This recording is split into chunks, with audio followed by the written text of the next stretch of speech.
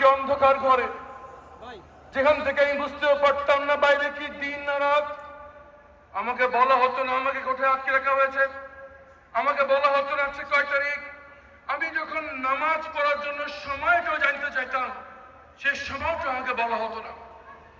আমার পিতার ফাঁসির মাত্র কয়েকদিন পূর্বে আমাকে উঠে নিয়ে গুম করা হয়। যখন একটি অন্ধকার ঘরে চোখ বাঁধা অবস্থায়, হাত করা অবস্থায় পড়েছিলাম, তখন নিজেকে সান্ত্বনা দিচ্ছিলাম যে বাংলাদেশের সংবিধান আছে, সংবিধানের বিধান হচ্ছে গ্রেফতারে 24 ঘন্টার ভিতরে আদালতে হাজির করতে হয়। হয়তো 24 ঘন্টার মধ্যেই আমার মুক্তি হবে এখান থেকে। 24 ঘন্টা পেরিয়ে দিন হলো, দিন পেরিয়ে সপ্তাহ হলো, সপ্তাহ পেরিয়ে মাস, মাস পেরিয়ে বছর হয়ে গেল। কিন্তু সে অন্ধকার ঘর থেকে যখন আমি বেরোলাম না, তখন বুঝতে পারলাম একজন মানবাধিকার কর্মী হিসেবে যে গুমের বিরুদ্ধে আমি কথা বলছিলাম, আমার পিতার ফাঁসির কয়েকদিন পূর্বে আমি নিজেই সেই গুমের শিকার হয়ে পড়েছি।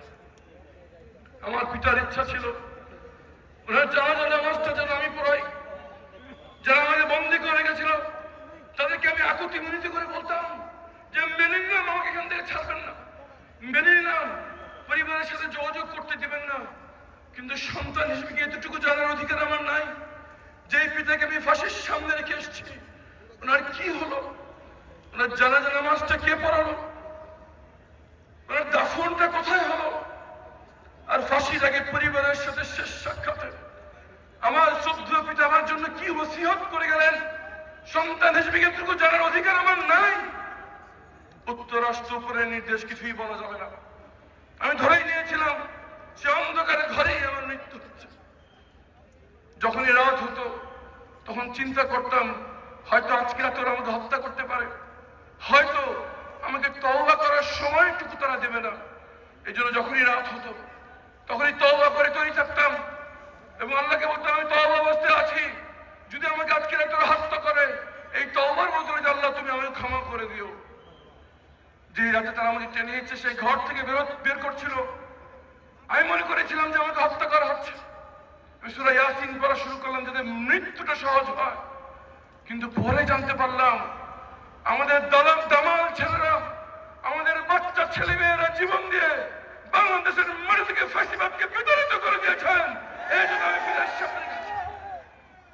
সম্মানিত উপস্থিতি, আমাদের বাচ্চারা, আমাদের বাবা মারা জীবনের ঝুঁকি নিয়ে 5ই আগস্ট যখন মাঠে নেমে পড়েছিল, তারা জানতো না আজকেই তাদের বিজয় হচ্ছে।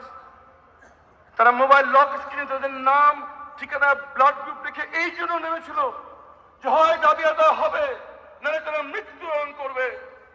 যখন তারা সব দিয়ে নেমে পড়েছিল, আল্লাহর সাহায্য আসমান থেকে নেমে এসছে।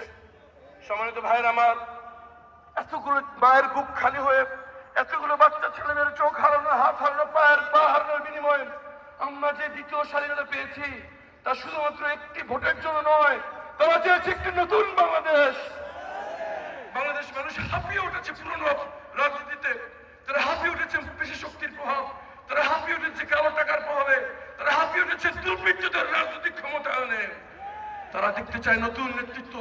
তারা স্বপ্ন দেখে এমন একটি বাংলাদেশের যেখানে এমন কিছু লোক দেশ নেতৃত্ব দেবে যাদেরকে অন্তত যাই হোক টাকা দিয়ে কেউ কিনতে পারবে না। সেই নেতৃত্ব ইনশাআল্লাহ বাংলাদেশকে উপহার দেবে 10 দলের পক্ষ থেকে তাদের নেতা হিসেবে আমাদের সবার প্রাণপ্রিয় নেতা ডক্টর শফিকুর রহমান ইনশাআল্লাহ। উনি যখন হৃদরোগে আক্রান্ত হয়ে অস্থির পড়লেন, সবাই তাকে বললো যে আপনার বিদেশে চলে যান চিকিৎসার জন্য। উনি বলেছিলেন যে যেখানে আমার দেশের অধিকাংশ দেশের বাইরে যাওয়ার চিকিৎসা তারা যেতে পারে না, সেখানে তাদের প্রতিনিধি হয়ে আমি কিভাবে দেশের বাইরে যাই।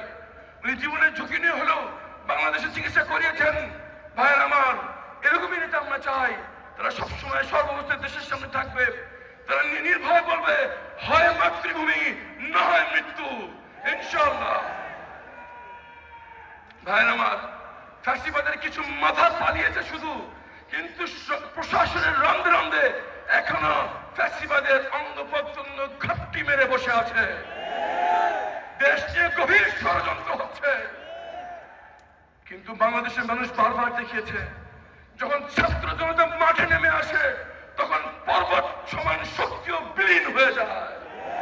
যতই ষড়যন্ত্র করুক, যত অশুভ শক্তি চক্রান্ত ইনশাআল্লাহ 12 তারিখ বাংলাদেশের মানুষ আরো একবার রাস্তায় নেমে এসে জনগণের বিজয় নিশ্চিত করবে ইনশাআল্লাহ।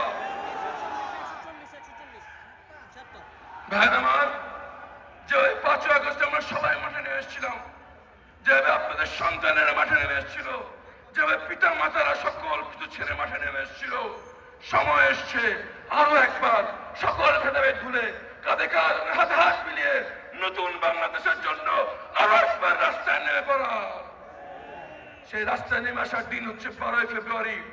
12 ফেব্রুয়ারি সবাই রাস্তায় থাকবো এবং এক কথা বলবো, হয় মাতৃভূমি না হয় মৃত্যু। জনগণের বিজয় নিশ্চিত করে, হ্যাঁ ভোটের বিজয় নিশ্চিত করে নতুন বাংলাদেশের সূচনা করেই আমরা ঘরে ফিরবো ইনশাআল্লাহ। দেখা হবে 12 তারিখ রাজপথে ইনশাআল্লাহ। আসসালামু আলাইকুম ওয়া রাহমাতুল্লাহি ওয়া বারাকাতুহু।